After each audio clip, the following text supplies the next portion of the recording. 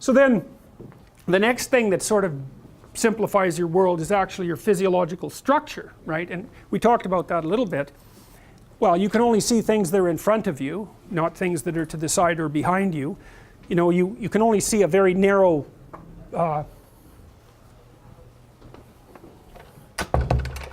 you can only see a very narrow chunk of the electromagnetic spectrum, roughly that chunk that enables you to see by sunlight and to detect ripe fruit and that sort of thing. So it's very evolutionarily determined. And you see things of a certain size quite easily because they're handy, right?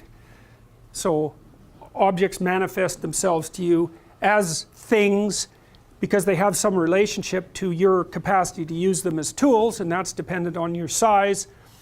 You have a certain strength and not a different strength. You have a certain degree of articulation. There's some things you can represent in language. So you have limitations that screen out from your consideration all sorts of things. And that's bad because, for example, before people discovered germs, there was a lot of them zipping about killing people, and the fact that we couldn't see them wasn't such a good thing. But by the same token, we're also not as overwhelmed with complexity as we might be if we could detect everything. And you know, one of the problems with being connected so much is that it's easy to drown in information. And that's rough for information foragers. You can't stay off your damn computer because there's, you know, it opens up your senses far beyond their normal limitations. And so where should you stop? Well, you don't. You know, you're on the damn thing like a pensioner on a slot machine, and for many of the same reasons. So your body also filters out the world for you and provides you with access to some information and not access to others. And then the same thing is the case with your nervous system. And I put the first picture there of this is the central nervous system that controls voluntary movement, for example. I put it there because people like to think that their brain is in their head, but it's a stupid way of thinking about it as far as I'm concerned, because you have an awful lot of neurological tissue distributed through your body. And like your autonomic nervous system, if I remember correctly, which is mostly distributed through your body, has more neurons in it than your central nervous system. And so you aren't a brain in a body. You know, your brain is really distributed through your whole body. And I think the idea that you have a brain in a body is kind of a holdover from the idea that you have a soul in a body. And not that I'm necessarily criticizing that idea, but I think they kind of got grafted onto one another. And so, but the problem with that is that and this is that, so it's the soul body, brain body, mind body dichotomy, which I think is the same dichotomy.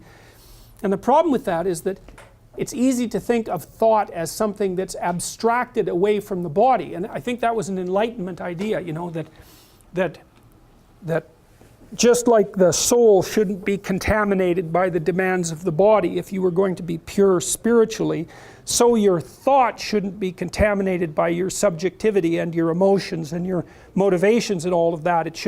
Your abstractions should be independent of your subjectivity. And rationality and emotion are construed in that manner as enemies. You know, that the purpose of rationality is to dispense with the irrationality of emotion and motivation. And that's Freud's idea of the properly functioning ego is something like that too, because the id is this place of compulsion and drive, and the ego has to basically suppress that in the service of the superego. There's no idea of integration, really, in Freud.